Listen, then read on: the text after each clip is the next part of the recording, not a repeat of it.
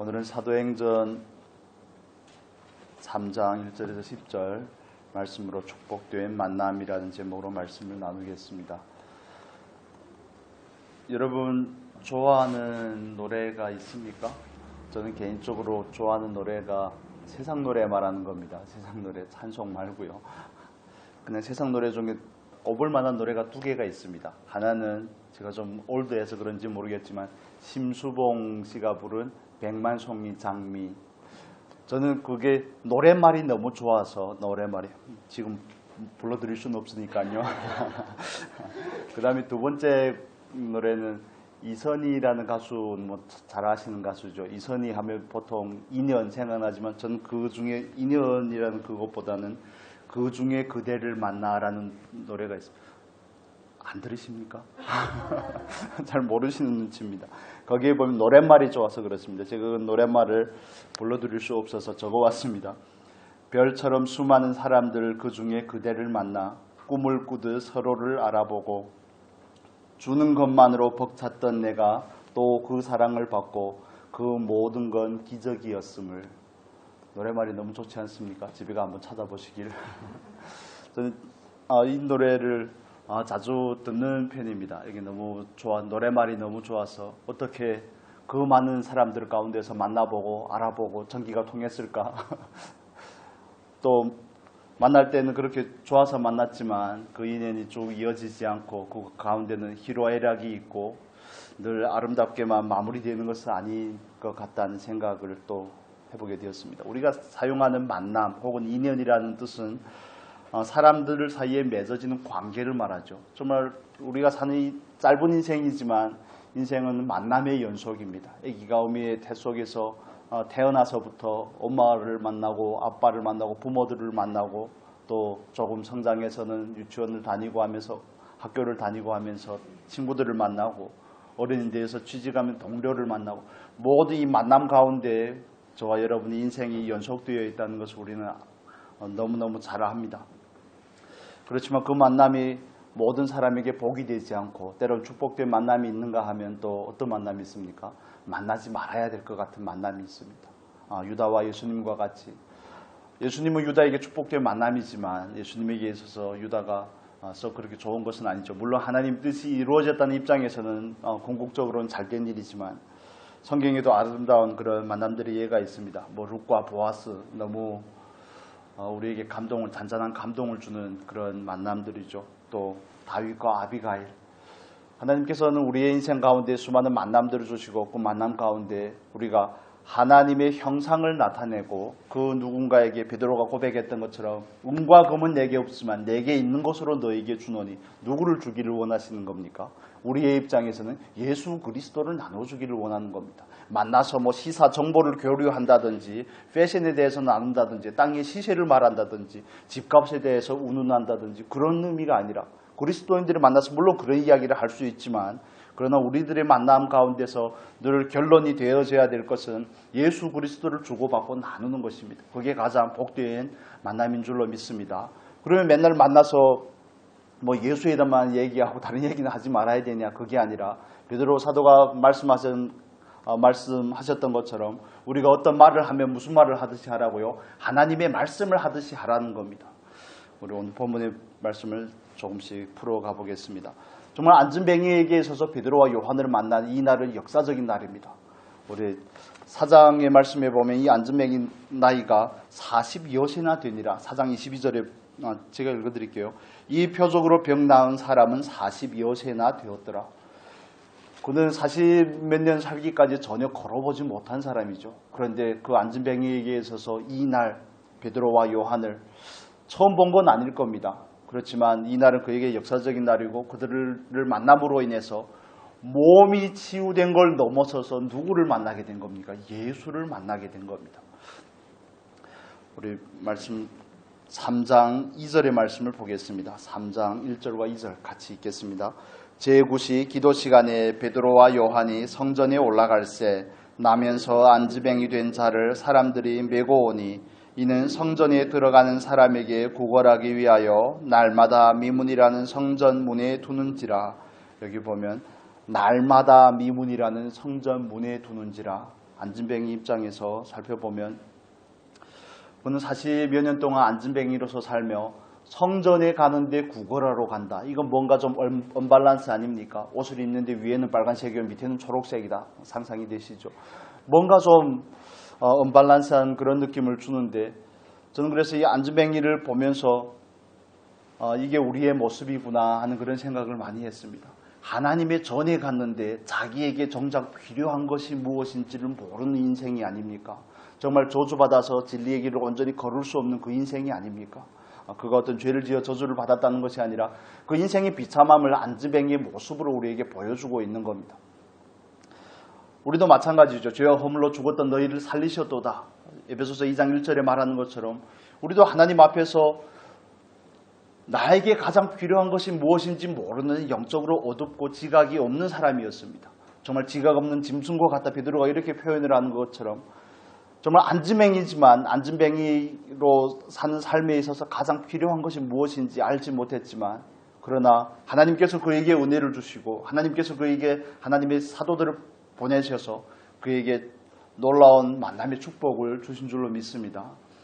이렇게 질문을 드리고 싶습니다. 우리는 구원받은 하나님의 백성으로서 나는 하나님 앞에서 나에게 가장 필요한 것이 무엇인가를 알고 있는가? 구원받기 전의 상태야 물론 말할 것이 없죠. 그렇다면 우리가 예수를 믿고 구원받은 이 시점에서 나에게 가장 필요한 것이 무엇인지 여러분은 알고 계십니까? 하나님께서 주시고자 하는 것과 내가 원하는 것은 늘 괴리가 있지 않은지 우리가 살펴볼 필요가 있습니다. 우리는 하나님 앞에 나올 때마다 내 소원을 가지고 구하고 찾고 두드리고 하지만 그러나 하나님께서는 우리에게 막상 주고자 하는 것이 다른 것이라는 것을. 그런데 이 두 가지가 늘 괴리가 있고 뒤틀려 있으면 우리는 삶 가운데서 많은 역경과 고난을 경험하게 됩니다. 저 스스로 이 말씀을 묵상하면서 내 모습이 안진뱅이와 같구나. 하나님께서는 나에게 가장 좋은 것을 주시기를 원하는데 이미 주셨고 가장 좋은 걸 주기를 원하는데 나는 늘 하나님 앞에 이 채널을 제대로 맞추지 못할까? 주파수를 제대로 맞추지 못하고 있을까? 난 내가 원하는 건 건강이요, 내가 원하는 건 행복이요, 자네들의 평안이요 하지만 그러나 막상 하나님께서는 그런 우리가 원하는 그걸 넘어서서 그 평안이나 행복에 대해서 손을 대시고 그 너머의 것을 주려고 하시는데 나는 늘 하나님 앞에서 내가 원하는 것을 늘 원하고 바라고 소원하고 그것에 너무 지나치게 매달리는 것은 아닌가. 저도 나름대로 매달리는 것이 있지 않겠습니까? 사람인지라 다 욕심이 있고 소욕이 있죠. 여러분에게 있어서도 마찬가지일 겁니다. 저와 여러분이 당하는 이 환경이 내가 원하는 환경이 아닐 수 있죠. 그렇다면 우리는 하나님 앞에 이런 믿음을 가지시기를 바랍니다. 이건 너머에 하나님께서 나에게 더 좋은 걸 주시기를 원하는 부분이 있구나. 여러분 믿으시기를 예수님의 이름으로 축복합니다. 이건 정말 놀라운 사실입니다. 안진뱅이가 된 게 저주가 아닙니다. 이런 상황으로 살더라도 예수를 만날 수 있다면 그에게 복이 아닐까요? 키 작은 삭개오가 저주가 아닙니다. 나라를 팔아 자기의 부와 명성을 쌓지만 그러나 그에게 있어서 예수를 만난다는 것이 모든 것이 보상으로 이루어지는 거죠. 여러분 성경 다음으로 많이 팔린 책이 철로역정이라는 책입니다. 존 번연이 쓴 철로역정이죠. 존 번연이 철로역정을 쓴 기간은 12년이라는 시간인데 감옥에서 썼습니다. 이렇게 정말 세기의 불후의 명작을 남길 수 있다면 여러분이 감옥을 한번 가신다면 그런 역작을 남길 수 있다면 가시겠습니까? 그래서 우리는 지나오고 나서 남의 인생을 볼 때는 정말 이게 축복이구나, 축복된 만남이구나, 하나님의 은혜였구나 이렇게 표현을 하지만 그 과정을 겪어낼 때는 날마다 고통스러운 삶입니다. 오늘날이야 좀 과학이 많이 발달이 돼서 전동의자 같은 것도 있어서 다리가 불편하면 손으로 앉아서 하고도 하지만 그때 당시에 그렇게 살아간다는 건 정말 구걸하는 인생이요. 다른 사람이 도움이 없이는 살아갈 수 없지만 그러나 그가 날마다 성전 앞에 나오기까지 그렇게 나오는 과정에 결국 예수를 만난다는데 그의 삶에 전환이 있고 축복이 있는 것이죠. 우리에게 있어서도 마찬가지입니다. 우리가 안진뱅이가 만났던 그 예수님을 날마다 만나실 수 있기를 바랍니다. 한 번 만나고 한 번 경험하는 게 아닙니다. 그냥 역사적인 날, 그 진한 경험 한두 개를 가지고 우리들의 신앙이 여겨지지 않습니다. 광야에서 내리는 만나는 매일 내립니다. 매일 새벽 미명이 내리는 그 만나는 매일 먹어야 됩니다. 오늘을 거두고 내일까지 둘 수가 없는 것이 만나죠. 그래서 저와 여러분에게 있어서도 그 예수를 만나는 그 은혜는 날마다 있어야 되는 것이 아니겠습니까? 정말 안진뱅이에게 있어서는 40여 년 살다가 그렇게 획기적인 전환이 예수님을 만나는 경험이었다면, 그러나 조금 더 나아가서 우리에게 있어서는 그런 경험이 40년에 한 번씩이면 평생에 두 번 만나고 끝난다는 거 아니겠습니까? 그런 것이 아니라 날마다 그 만남이 지속이 될 수 있기를 바랍니다. 반복이 돼야 되고 지속이 돼야 되고 그 만남이 점점 깊어져야 되겠죠. 그런데 우리가 또 한 가지 살펴볼 부분은 베드로와 요한이 기도하러 가죠. 몇 시에 갔습니까? 9시에 갔습니다. 이스라엘과 우리의 시간차는 6시간 차이죠. 이스라엘 사람들에게 있어서 하루는 저녁 6시에 시작이 되고 저녁 6시에 마무리가 됩니다. 그래서 그들은 하루에 3번 시간을 정해서 기도를 하는데 성경에 많이 나오죠. 몇 시에 기도합니까? 3시, 6시, 9시 이렇게 기도를 합니다. 우리 시간으로 따지면 거기다 6을 더하면 되죠. 9시 기도 시간이라는 것은 우리 시간으로 오후 3시입니다. 하루에 3번 기도하는 그 시간 중에 마지막 시간에 기도하러 올라가는데 하필이면 그때 그 안진뱅이가 눈에 들어올 게 뭐겠습니까? 처음 봤을까요? 안진뱅이는 날마다 거기에 있는데 베드로가 요한이 기도를 띄엄띄엄 하는 사람도 아니고 날마다 갔을 텐데 처음 본 건 아니겠잖아요.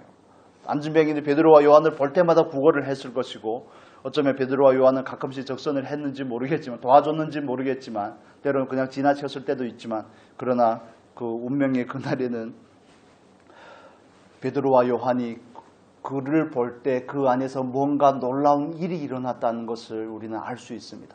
날마다 봤는데 하필이면 그날일까요? 40이 되기 전에 좀 도와줬다면 그 사람에게 좀 더 도움이 되지 않았을까요? 그런데 하필이면 그날 그들이 성전에 올라갈 때 안진뱅이가 구한 것은 돈인데 저 같으면 돈이 없다 이렇게 할 수도 있겠지만 오늘은 가진 것이 없어서 못 주겠습니다. 이럴 수도 있겠지만 그러나 그들은 안진뱅이가 구하는 그 돈 너머에 하나님께서 그 안진뱅이에게 주고자 하는 것이 있다는 것을 깨닫게 되는 거죠. 여러분 베드로와 요한이 성령이 충만해서 늘 하나님을 만나고 하나님과 교제하는 그 삶의 연속이 안진뱅이에게까지 전이가 되는 겁니다. 그래서 우리에게 있어서 저와 여러분에게 있어서 날마다 그 예수를 만나는 그 경험이 있기를 정말 간절히 축복합니다. 그런 사람이 되어야 됩니다. 우리 날마다 예수를 만나는 사람, 날마다 주님과의 그 축복된 만남 가운데 있는 사람이 되어야지. 그래야지 그분이 감동하실 때 감동을 받을 수가 있습니다. 그분이 우리를 감동하시지 않는 게 아니라 그분이 우리에게 말씀하시지 않는 것이 아니라 감동하셔도 우리가 감동을 알아먹지 못하고 말씀을 하셔도 우리의 귀가 둔해서 그걸 이해하지 못한다는 데 많은 문제가 있는 것이죠. 성령을 받기 전에 그 제자들의 모습을 보십시오. 예수님을 3년여 동안 따라다녔지만 심지어는 성령을 받고 나서도 예수님께서 숨을 쉬며 가라사대 성령을 받으라. 제자들이 성령을 받았잖아요. 요한복음 20장에 보면. 그러고 나서도 승천하시는 예수님 앞에 그들이 하는 얘기가 뭡니까? 이스라엘 나라를 회복할 때가 이때입니까? 이건 옳토당토하는 얘기죠. 하나님께서는 하나님의 나라에 대해서 부활 이후 40일 동안 정말 끊임없이 예수님께서 말씀하셨지만 그들이 구하는 것은 전혀 다른 맥락의 것입니다. 그런 제자들이 하나님 앞에서 그 정말 교통이 있고 하나님을 날마다 만나는 그 삶의 자리로 나아갔다는 것에 저는 정말 깊은 감명을 받았습니다. 그들이 어떻게 해서가 아니라 베드로는 예수를 팔았지만 예수를 부인했지만 정말 저주하며 맹세하며 부인했지만 그러나 그 좌절한 베드로에게 예수님은 찾아오셔서 세 가지 질문을 하시지 않습니까? 그런 연약한 베드로를 회복시키고 그에게 다시 성령의 권능까지 주셔서 사도로 세워주시고 그에게 성령의 감동이 있는 사람이 되기까지 베드로를 세워주시는 그 하나님의 열심이 우리에게도 있다는 사실을 믿으시기를 바랍니다. 우리도 하나님 앞에서 베드로와 요한과 같이 하나님과 날마다 그 만남의 축복을 누리는 사람이 되어야 됩니다. 그래야지 하나님이 감동하시면 우리가 비로소 깨달을 수가 있습니다. 감동하지 않는 것이 아니라 하나님께서 얼마나 말씀을 하시고 싶어 하시겠습니까? 얼마나 그분과 교제하고 깊은 사귐 가운데 있는 그분의 자녀들을 원하시겠습니까? 그런데 하나님께서는 말씀하시지만 우리의 관심이 그분의 관심과 달라서 그분의 생각과 다 어긋나고 그분의 마음과 전혀 상관이 없어서 그분의 감동을 알아먹지 못하는 것은 아닌지. 여러분, 우리가 그 누군가에게 예수를 나눠줄 수 있는 축복의 통로가 되기 위해서는 우리가 먼저 그 축복된 만남 가운데 있어야 됩니다. 하나님을 만나는 그 만남 가운데 있어야 됩니다. 만남이라는 게 단순하게 사람과 사람과의 만남이 아니라 하나님과 우리의 만남이 먼저가 된다는 겁니다. 예전에 베드로와 요한이라면 안주맹이를 만나면 기껏해야 뭘 도와주겠습니까? 동전 몇 입이나 도와주겠죠. 그렇지만 그들이 하나님을 만났고 하나님께서 일차적으로 그들에게 은혜를 주셨고 그들이 하나님을 만났고 성령의 감동이 있는 사람이 되었고, 그렇기 때문에 베드로와 사도로 대표되는 그 제자들은 비로소 그들을 통해서 다른 사람들이 예수를 만나는 그 증인의 삶이 완성이 되어가는 거 아니겠습니까? 여러분, 날마다 하나님과 깊은 교제와 만남을 갖고 계십니까? 띄엄띄엄 만나시면 안 된다고 말씀을 드렸습니다. 띄엄띄엄 만나는 것이 아니라 날마다 만나셔야 됩니다. 날마다 그분과의 교제 가운데 있어야 됩니다. 날마다 그분의 음성을 듣는 축복이 있기를 바랍니다. 날마다 그분에게 민감하게 반응할 수 있기를 바랍니다. 저는 그 안주뱅이, 예를 들어서 저희 주머니에 돈을 가진 것이 없다면 성전으로 올라갈 때 그 안주뱅이를 보면 저는 못 본 채 했을 겁니다. 고개를 돌리고. 얼마나 민망합니까? 도와주고는 싶은데 없고 가진 건 없고. 그런 경험이 제가 한 번 한 적이 있는데, 예전에는 중국에 있을 때 큰 도시에 가면, 북경이나 그런 도시에 가면, 대도시에 가면 거지들이 그렇게 많았습니다. 그래서 한번 기차역 같은 데 보통 많잖아요. 그 기차역이 그때 20살 때인데 기차역에 갔는데 주머니에 가진 돈은 한국 돈으로 뭐 한 2,000원 정도 그렇게만 가지고 있었는데, 북한 말로는 꽃제비라 그럽니다. 어린아이들이 북한에서 아마 탈북한 애들인 것 같았어요, 제 느낌에. 그런데 북경에서 그냥 그런 거지 노릇을 하는 애들인데 와서 돈을 주라고 1원만, 이민표로 1원만 하는 거예요. 그래서 제가 한국 돈은, 중국 돈으로 2원을 가지고 있었으니까 그 애한테 하나 줬어요. 그러면 한 놈이 또 오는 겁니다. 그래 또 줬는데 그 다음에 한 무리가 오는 겁니다. 주는 사람을 만났다는 거죠. 그래서 제가 도망쳤습니다. 줄 돈은 없고 어쩌겠습니까. 예전에 베드로와 요한이었다면 극상에 도와줘봤자 동전 한 입, 두 입 주겠죠. 그런데 지금의 베드로와 요한은 다른 사람이 되어 있는 것이죠. 하나님의 감동하심에 감각이 되는 겁니다. 예수의 이름을 가지고 있다고 해서 날마다 꺼내줄 수 있는 것이 아니라 하나님께서 주라고 했을 때 줘야만이 감동이 있고 줘야만이 능력이 있고 줘야만이 하나님의 영광이 드러나는 거 아니겠습니까? 사도행전 19장에 보면 스게와의 7 아들이 있습니다. 바울이 에베소에서 전도를 하면서 바울을 통해서 성령의 권능이 나타나니 그들도 우리도 바울이 전하는 그 예수를 빙자하여 명령하노라. 먹힐 리가 없죠.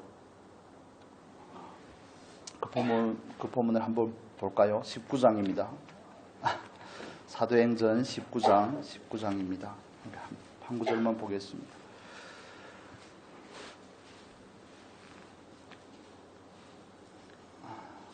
14절입니다. 14절에서 16절까지만 보겠습니다. 같이 읽겠습니다. 유대의 한 제사장 스게와의 7 아들도 이 일을 행하더니 악귀가 대답하여 가로되 예수도 내가 알고 바울도 내가 알거니와 너희는 누구냐 하며 악귀 들린 사람이 그 2 사람에게 뛰어올라 억제하여 이기니 저희가 상하여 벗은 몸으로 그 집에서 도망하는지라. 아멘. 그렇습니다. 우리에게도 하나님께서 예수 그리스도의 이름을 주셨죠. 그렇지만 그 예수 그리스도의 이름이 우리의 삶 가운데서 늘 권세 있고 능력 있게 선포될 수 있다면 얼마나 좋겠습니까? 그런데 예수의 이름이 능력 있고 정말 그 권능으로 선포될 때는 하나님께서 하라고 하는 그 시점에 있다는 것을 우리는 늘 명심할 필요가 있습니다. 그래서 우리가 하나님 앞에서 감동이 있는 사람이 되어야 되는 거죠. 성령에 민감한 사람이 되어야지 예수 이름이 권능이 있는 겁니다. 그냥 예수 그리스도의 이름으로 명한다고 해서 다 되는 것이 아니라 우리는 사도행전 3장을 통해서 이 놀라운 기적의 현장을 만나고 있습니다. 저는 예전에 그렇게 계속 많이 들었습니다. 기적이 일어났다면 2 가지 경우인데 믿음이 있어야 된다는 겁니다. 믿음이. 아픈 사람에게 믿음이 있든지 아니면 치료하는 사람에게 믿음이 있든지. 아니요. 저는 거기에 동의할 수가 없습니다. 성경은 그렇게 말하고 있지 않습니다. 믿음 먼저 하나님의 경륜이 있는 겁니다. 거기에. 성령의 감동하심과 하나님의 계획이 거기에 먼저 있는 겁니다. 여러분 이해가 되십니까?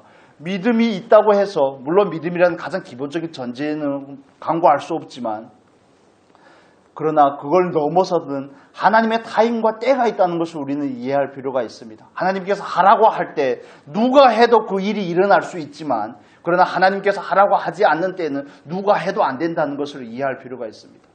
예수님께서도 매일매일 기적의 삶을 일으키신 것이 아니죠. 예수님의 제자들도 마찬가지입니다. 하루하루의 삶이 기적의 연속인 것이 아닙니다. 그들은 하나님께서 하라고 하실 때에 하신 것이고 물론 그들은 늘 충만한 기본적인 준비가 되어 있으니까요. 그들을 통해 하나님께서 기적을 일으키는 부분은 있지만 그러나 우리가 기적의 현장들을 목격할 때 이 부분에 대해서 오해가 없으시길 바랍니다. 치료가 되지 않은 것이 그 누구의 믿음 때문이 아닙니다. 믿음 너머에 뭐가 있습니까? 하나님의 때가 있습니다. 성령의 감동하심이 있고 하나님께서 이 시점에 그를 고쳐야 되겠다는 하나님의 놀라운 계획과 큰 섭리가 거기에 있는 겁니다. 그래서 누구는 기도하면 되는데 나는 기도하면 왜 안 되느냐 이런 질문을 가질 수도 있지만 여기서는 또 때와 장소의 부분도 있죠. 성전에 있기 때문에 된 것이 아니라 여러분 하나님께서 성령의 역사하심을 통해서 그 초대교회를 세워감에 있어서 많은 사람들에게 하나님의 존재를 드러낼 필요가 있기 때문에 여기는 기적이 수반되는 겁니다. 한국교회도 부흥할 때는 그랬습니다. 여러분 안신혜 권사님, 저는 그냥 그 전설적인 소문을 들어만 봤지만 안신혜 권사님, 현신혜일까요? 제가 안 만나봐서 안신혜라고 그랬나 봐요. 현신혜. 그분의 얘기들을 저도 다른 분을 통해서 들었는데 치료하지 않으시고 아프시고 그런 분들을 만나면 그냥 뭐 이렇게 엑스레이 찍듯이 손으로 주여 하면서 이렇게 기도하면 낫고 그런 얘기들을 듣고 얼마나 충격적이었는지 조영기 목사님 같은 분들 하나님께서 쓰시는 분들이 일으켰던 그 기적들이 얼마나 놀라운지 그런데 그런 기적의 현장들이 이제는 한국에서는 점점 적어지지만 다른 나라에 가면 아직도 예수를 모르는 그 땅에 가면 그런 일들이 비일비재하게 일어납니다. 저도 뭐 간접적으로도 경험을 하고 직접적으로도 경험을 했지만 정말 작은 경험이지만 거기에 하나님의 경륜이 있다는 게 더 놀랍다는 겁니다. 제가 뭔 믿음이 있으면 얼마나 있고 받는 사람이 믿음이 있으면 얼마나 있겠습니까? 베드로와 요한은 물론 믿음이 있겠지만 안지명에게 뭔 믿음이 있겠습니까? 그래서 우리가 이 초점을 믿음에 맞출 것이 아니라 하나님의 긍휼하심과 하나님의 때에 맞춰야 되는 겁니다. 여기서 또 한 가지 살펴보고자 하는 것은 안진뱅이가 그 기적을 경험하고 나서의 반응입니다. 이걸 우리가 기적의 목적이라고 표현을 하죠. 7절과 8절을 같이 읽겠습니다. 사도행전 3장에 돌아와서 7절과 8절입니다. 같이 읽겠습니다. 오른손을 잡아 일으키니 발과 발목이 곧 힘을 얻고 뛰어 서서 걸으며 그들과 함께 성전에 들어가면서 걷기도 하고 뛰기도 하며 하나님을 찬미하니. 아멘. 베드로와 요한은 자기들이 가진 그 권능을 나타낸 것이 아닙니다. 그냥 권능의 통로가 되었던 것이죠. 그래서 그 권능의 목적이 있습니다. 기적의 목적은 늘 하나님께 영광입니다. 여러분 이해가 되십니까? 기적의 목적은 늘 하나님이 드러나는 것입니다. 그래서 우리가 복음서를 볼 때에도 예수님의 제자들이 저녁에 배를 타고 갈릴리 호수를 지나갈 때 큰 풍랑을 만나지 않습니까? 큰 풍랑을 경험하게 하셨는데 예수님께서 그들에게 가라고 그랬거든요. 저는 예수님 그 본문을 보면 그렇게 이해가 잘 안 됐습니다. 속된 말로 지가 가라 해놓고는 풍랑을 만나냐. 자기는 또 자고 주무시고 계시고 때로는 또 멀리서 걸어오고 계시고 그런 걸 보면서 잘 이해가 안 됐지만 그런데 그 풍랑 가운데 잠자는 예수님을 제자들이 자기들이 할 수 없어서 깨웠을 때 일어난 결과적인 것이 뭡니까? 어떤 결과가 일어나죠? 다 예수를 믿게 되는 겁니다. 이가 뉘시기에 바람과 풍랑도 그 앞에서 잠잠해하는가? 예수가 드러나는 겁니다. 기적의 목적은 하나님이 드러나는 겁니다. 한국교회에서 은사가 점점 소멸이 돼가는 또 한 가지 이유가 있지만 하나님의 경륜의 문제도 있지만 은사를 행하시는 분들이 다 그런 건 아닙니다. 여러분 오해하지 마시고 다 그런 건 아니지만 자기를 너무 많이 드러냅니다. 너무 많이 드러냅니다. 마치 지가 다 한 것처럼 자기는 그냥 부직갱에 정말 막대기에 불과한데 자기가 한 것처럼 여러분 설사 저와 여러분들 통해서 하나님의 은혜와 기적이 난다 하더라도 우리는 예수를 자랑해야 될 줄로 믿습니다. 나를 자랑하면 그건 정말 그 하나님께서 베푸셨던 은혜가 모든 것이 다 도루묵이 되는 겁니다. 도루묵이 되는 겁니다. 여기에 기적의 놀라운 목적이 있습니다. 바로 이것이죠. 하나님을 찬미하니, 하나님을 찬미하니. 우리를 통해서 하나님의 그 놀라운 역사들이 일어날 때마다 하나님의 이름의 영광을 받는 그 은혜가 있기를 바랍니다. 그래야 되는 겁니다. 우리가 전하는 복음을 통해서 하나님의 영광을 받아야 되고, 우리가 나누는 예수 그리스도라는 그 이름을 통해서 하나님의 권능이 나타날 때마다 하나님께서 영광을 받아야 되는 것입니다. 우리가 거기서 정말 조금의 영광이라도 취하고자 하면 그 인생은 곧 하나님 앞에 버림받은 인생이 될 수가 있습니다. 그렇게 많은 이적을 행하던 분들이 아직도 하나님으로 하지 아니하고 때론 정말 자기로 하고 거짓 기적을 행하고 하는 그런 것들을 보면 너무너무 안타깝습니다. 일종의 그건 가스라이팅인 경우들도 있는데, 거기에 가고자, 그 기적의 현장에 가고자 하는 사람들은 이미 어느 정도 세뇌가 되어 있습니다. 넘어질 준비가 되었다는 겁니다. 예를 들면 기도할 때 넘어질 준비가 되었다는 거죠. 저 같은 경우는 절대 안 넘어지죠. 막 머리를 어찌나 세게 누르는지, 기도를 해주시는 분한테 뭐 일어서 싸울 수는 없고, 막 다른 분들은 손만 가까이 가다 막 넘어진, 너는 왜 이렇게 완고하냐 저한테 막 그러시는데, 그래서 제가 못된 놈이라서 그렇다고 그땐 잘 몰랐습니다. 잘 몰랐습니다. 그게 뭐 자기가 가진 능력이라고 그렇게 의시되고 위시를 부릴 일이겠습니까? 뭐 방언을 한다든지 은사를 나타낸다든지 내 것입니까? 인생, 저와 여러분의 모든 것이 다 하나님 것인데, 정말 숨을 쉬는 은혜도 하나님 것인데, 정말 그런 신령한 은혜를 가지고 그렇게 저주를 받아 마땅한 짓거리를 하고 있다니 얼마나 애통할 일입니까? 그런데 우리들의 삶 가운데서 그런 일들이 일어난다는 겁니다. 내가 기도했으니 그래도 네가 은혜를 입었다는 둥, 이런 알게 모르게 살짝 포장을 합니다. 포장을 너무 과하게는 안 하는데 살짝 포장을 해서 그래도 거기다 자기 이름을 살짝 얹고자 하는 그런 노력들이 있죠. 네가 그래도 나를 부모로 뒀으니 이렇지, 뭐 내가 기도를 해줬으니 네 인생이 이만큼 피었지, 이런 거. 여러분 절대 그러시면 안 됩니다. 그러시면 안 됩니다. 그러시면 회개하셔야 됩니다. 하나님께서 하신 것이지 우리가 한 게 아닙니다. 그때 설령 기도를 했다고 할지라도 하나님께서 기도하라고 하셨으니까 기도하신 것이고, 기도할 수 있는 현장을 주시고 기도할 수 있는 은혜를 주셨으니까 나는 그냥 기도를 한 것이고, 물론 무릎은 아프겠죠. 그렇지만 결국 주신 분도 하나님이시고 이루신 분도 하나님이라는 사실에 우리는 겸허하게 고백을 해야 됩니다. 우리가 한 건 아무것도 없습니다. 여러분 동의가 안 되실 수도 있겠지만 여기에 우리가 동의하실 수 있기를 바랍니다. 베드로가 요한은 물론이죠. 여기에는 그 표현이 나오지 않지만 바울과 실라가 기적을 일으키고 나서는 얼마나 놀랍니까? 얼마나 놀랍니까? 에덴에서 기적을 일으켰을 때, 아덴이죠. 에덴이 아니고 아덴에서 기적을 일으켰을 때에도 얼마나 놀랍니까? 우리가 뭐라고 우리를 주목하느냐, 이렇게 말하죠, 바울이. 우리는 늘 그 하나님의 영광의 자리를 탐하는 그런 못된 속성들이 우리 안에 있습니다. 사람의 가장 궁극적인 욕망은 하나님이 되고자 하는 겁니다. 영광을 받는 존재가 되고자 하는 것이죠. 이건 우리가 늘 경계해야 될 부분이고 문제입니다.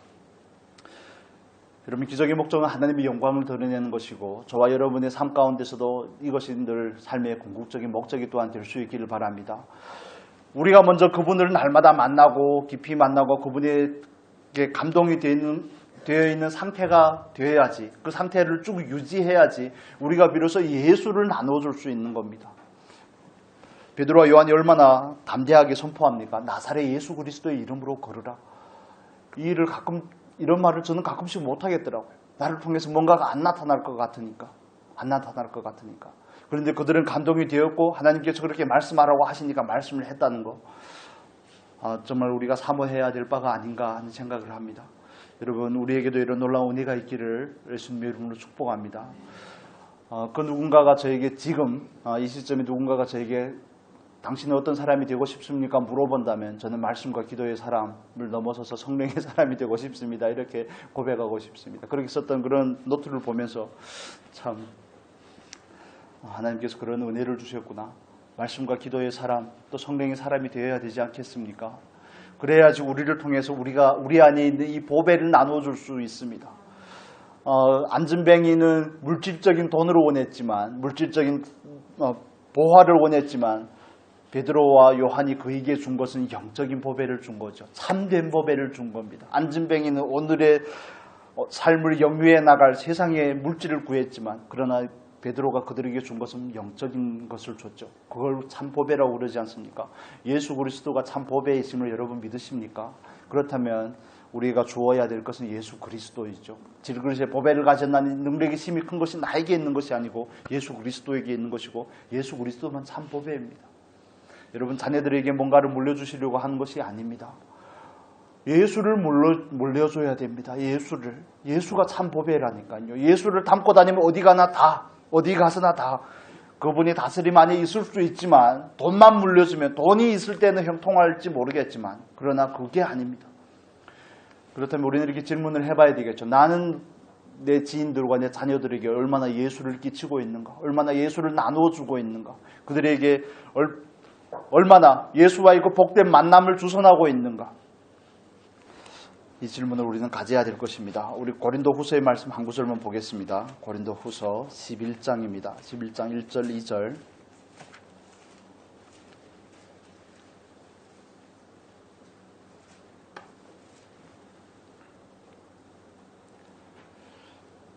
고린도 후서 11장 1절 2절 같이 읽겠습니다. 원컨대 너희는 나의 좀 어리석은 것을 용납하라. 청컨대 나를 용납하라. 내가 하나님의 열심으로 너희를 위하여 열심 내노니 내가 너희를 정결한 처녀로 한 남편인 그리스도께 드리려고 중매함이로다. 아멘. 우리에게는 중매자의 소명이 있습니다. 우리에게는 증인으로서의 소명이 있습니다. 그 부르심을 위해서 우리는 날마다 예수 그리스도를 날마다 우리 안에서 만나는 놀라운 경험이 있어야 됩니다. 안에서 만나고 우리의 삶 가운데서 환경 가운데서 그분을 만나고 어쨌든 그분들을 만나야지 날마다 그분과의 그 축복된 만남이 이루어져야지 내 안에서 이루어져야지 내가 먼저 경험을 해야지 내가 그 누군가에게 나아갈 때도 축복이 될 수 있다는 겁니다. 예수 없이 만나는 것은 어찌 보면 안 좋을 때가 많습니다. 안 좋은 때가 많은 것 같고 우리가 그리스도인으로서 해야 될 일은 정말 예수와의 그 만남을 주선해 주는 것이고 우리가 그 만남의 통로가 되는 것이 아니겠습니까? 그렇다면 우리는 하나님 앞에서 정말 좀 더 신령한 사람이 되기 위해 힘써야죠. 날마다 나를 버리고 정말 새 사람을 입고 날마다 내 생각을 버리고 그분의 생각으로 채우고 정말 이 신령한 젖을 먹음으로 우리가 또 성장한 그 자리까지 나아가야 되고 성령에 민감하게 감동이 될 수 있는 그런 사람이 되어야지 우리가 그 누군가에게 축복이 될 수가 있습니다. 그렇지 않으면 우리가 별로 해줄 게 없습니다. 안진뱅이를 어떻게 도와주겠습니까? 주변에는 많은 안진뱅이 같은 인생들이 있습니다. 아직도 예수를 알지 못하는 그런 사람에게 우리가 나아갈 때 실질적인 도움도 중요하지만 그걸 넘어서서 우리는 예수를 나눠줄 수 있는 귀한 저와 여러분이 될 수 있기를 축복합니다. 정말 이 말씀을 묵상하면서 얼마나 많이 사모가 되든지 나는 나를 만나는 사람들에게 얼마나 예수를 나눠주고 있나 이 생각을 하니까 너무 부끄럽고 민망했습니다. 나는 그들에게 예수를 나눠주기보다는 내가 어떤 사람인지를 나타내기에 급급한 것 같고 그들에게 예수라는 인상을 주기보다는 내가 자꾸 드러나는 것 같고 이런 것 때문에 그럼 내가 하나님 앞에 갔을 때 설 자리가 있을까? 설 자리가 있을까? 하나님 앞에 갔을 때 하나님께서 나에게 뭐라고 말씀을 하실까? 좀 두려운 부분의 문제입니다. 우리가 마지막으로 한 가지만 더 살펴보면 기적에 대한 부분을 조금 더 나누려고 합니다. 기적은 분명히 하나님의 은혜입니다. 그런데 안진뱅이가 하나님의 놀라운 은혜를 정말 축복된 만남을 통해 은혜를 입고 좀 일어나 걷고 40여 년 만에 처음 경험하는 놀라운 삶을 그가 영유하게 되었지만 이제는 그는 구걸하는 사람으로 살 수 없습니다. 이해가 되십니까? 일방적인 은혜를 구하는 사람으로만 살 수 없습니다. 이제는 일하는 사람이 되어야 되죠. 심는 사람이 되어야지 거두는 사람이 되는 겁니다. 기적은 저와 여러분에게 경험이 될 때마다 늘 은혜입니다. 그러나 하나님께서는 늘 기적을 일으키는 분이 아니시라는 걸 우리가 이해를 할 필요가 있죠. 왜냐하면 하나님께서 천지 만물을 창조하시고 그분의 섭리와 그분의 경륜 가운데 우주의 질서를 두셨기 때문에 겨울이 가면 여름이 바로 안 옵니다. 봄이 오죠. 이 질서를 하나님께서는 보통 일반적으로는 넘어서서 일하시지 않으십니다. 말씀 안에 그분 자신을 제한해 두고 계시기 때문에 그렇죠. 그렇지만 때론 우리들에게 기적이 있습니다. 그렇지만 우리는 그 기적을 목적하고 살지는 말아야 된다는 것을 부탁드리고 싶습니다. 기적은 우리에게 목적이 되어서는 안 됩니다. 날마다 나는 아무것도 안 하고 하나님으로부터는 일방적인 은혜만 원하는 그런 거 안 됩니다. 성경을 읽지도 않는데 하나님 감동을 주라 그러고 은혜를 주라 그러고 대표적인 걸 그냥 말씀을 드린 겁니다. 하나님을 가까이 하지도 않는데 성령의 충만함을 받고자 하고 기도의 자리에 앉지도 않는데 나는 왜 성령의 감동함이 없냐 그러고 내 기도는 왜 응답이 안 되냐 그러고 이게 얼마나 어불성설입니까? 말도 안 되는 얘기라는 것이죠. 좀 하나님 앞에 많이 맡기를 원하는 자는 먼저 좋은 청지기가 되어야 될 것이 아니겠습니까? 인간관계에서 정말 축복의 통로가 되기를 원한다면 내가 하나님 앞에서 정말 하나님을 나타내는 사람이 되어야 되는 것이죠. 그 사람이 나에게 좋은 피드백을 주기를 원한다면 나도 그에게 좋은 것을 심어야 되지 않겠습니까? 그래서 일방적으로 기적만 원하는 삶은 정말 위험합니다. 기적이 있다는 것을 우리는 부인하지 않고 오늘도 경험하면서 살지만 기적이 결코 목적이 되어서는 안 된다는 것이죠. 정말 뒷걸음질하다 뭘 밟는다고요? 그런 소경이 문고리 잡듯이 그런 은혜가 늘 있으면 우리는 욕심에 빠지게 됩니다. 욕심에 빠지게 됩니다. 그래서 하나님께서 그분이 질서 가운데 두시고 우리에게 기적을 제한하는 이유가 거기에 있습니다. 우리를 사랑하는 그분이 사랑이라는 것을 깊이 이해를 하시면 좋겠습니다. 기적이 결코 목적이 되지 않으시고 그 과정을 겪어내는 은혜가 있어야 됩니다. 그게 성장한 사람의 모습이죠. 기적은 구하지만 주시면 좋지만 기적이 결코 목적하지 않는 것. 기적이라는 게 뭘 의미합니까? 광야에서 내리는 만나를 의미하는 겁니다. 그런데 이스라엘 백성들이 가나안 땅에 들어가고 나서 첫 해 농사를 6월절을 지내고 나서는 뭘 합니까? 뭘 얻습니까?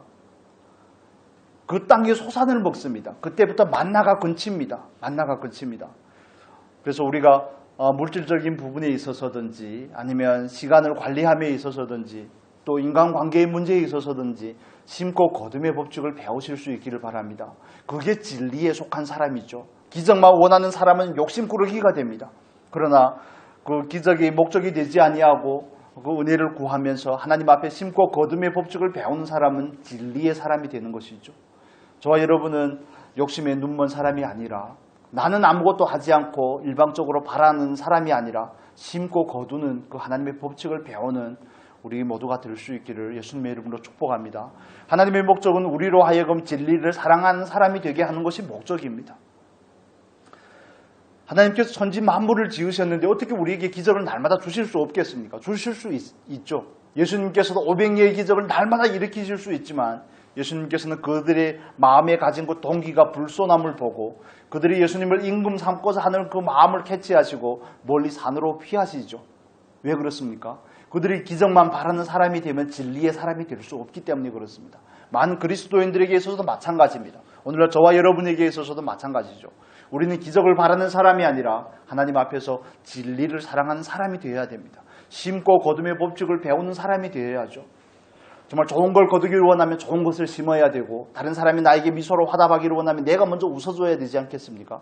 내가 먼저 친절함으로 나아가고 내가 먼저 그를 정말 포용해주고 그에게 관용을 베풀고 해야지 그가 그나마 내가 베푼 것대로 화답할 경우가 있지. 그러지 않으면 우리는 정말 그 놀라운 은혜를 경험하지 못할 수가 있습니다. 정말 진리의 사람이 될 수 있기를 예수님의 이름으로 축복합니다. 그래야 안진뱅이의 신세가 어찌 보면 정말 득과 실이 있다 그렇게 생각을 합니다. 앉아서 그냥 국어를 할 때는 성점 이문에서 국어를 하니까 얼마나 많이 받아 수입이 얼마나 짭짤하겠습니까? 그렇지만 그가 이제는 뛰어서 걸을 수 있으니까요. 이젠 자기 혼자 땀을 흘리고 수고해서 먹고 살아야 되는 것이 아니겠습니까? 우리에게 있어서도 마찬가지입니다. 자꾸 기적을 바라고 하나님의 은혜 하지 마시고 하나님께서 우리에게 주신 은혜를 나는 어떻게 관리하고 있는가 이걸 살펴주셨으면 좋겠습니다. 하나님께서 나에게다 주신 은혜, 시간, 물질, 정성 그런 모든 것을 가지고 나는 하나님 앞에 어떻게 심고 어떻게 거두고 있는가 이걸 살펴주시기를 바랍니다. 정말 많은 것을 맡기를 원하기에 앞서 좋은 청지기가 되기를 힘써 주시기를 바랍니다. 이런 것들이 먼저입니다. 말씀을 정리하겠습니다. 한 가지만 더 말씀을 드리면 베드로와 요한의 입장에 있어서 그들이 그 기적의 놀라운 현장을 경험할 수 있는 것은 그들의 기도에 힘쓰는 사람이기 때문에 그렇습니다. 어제까지 하다 그날에만 안 갔다면 어떻게 됐을까요, 여러분? 그렇게 생각을 안 해보셨겠지만 어제까지는 안주명이를 계속 만나다가 하필 하나님께서 감동을 주시고자 하는데 그날만 빼먹었습니다. 그러면 그 놀라운 은혜를 경험할 수가 없죠. 그래서 마치 다니엘이 조서에 왕이 어인을 찍었음에도 불구하고 날마다 하루에 3번씩 예루살렘을 향하여 창을 열고 기도하지 않습니까? 여러분, 다니엘이 기도를 안 하면, 거꾸로 말하겠습니다. 다니엘이 기도를 하면 몸이 죽지만 영이 사는 겁니다. 그렇죠? 그러나 다니엘이 기도를 안 하면 몸은 사는데 영이 죽는 거 아니겠습니까? 그래서 우리가 날마다 이 놀라운 정말 축복의 현장에서 통로가 되기를 원한다면, 그 누군가에게 예수를 나눠주기를 원한다면 하나님 앞에서 기도를 힘쓰는 사람이 되어야 됩니다. 성령을 한 번 받았다고 늘 충만한 게 아니지 않습니까? 늘 기도하는 사람의 성령의 감동함이 있고, 성령의 감동함이 있는 사람이 그때그때 적재적소에 하나님의 그 통로가 되는 것입니다. 여러분, 우리가 모두 하나님 앞에 축복의 통로가 될 수 있기를 예수님의 이름으로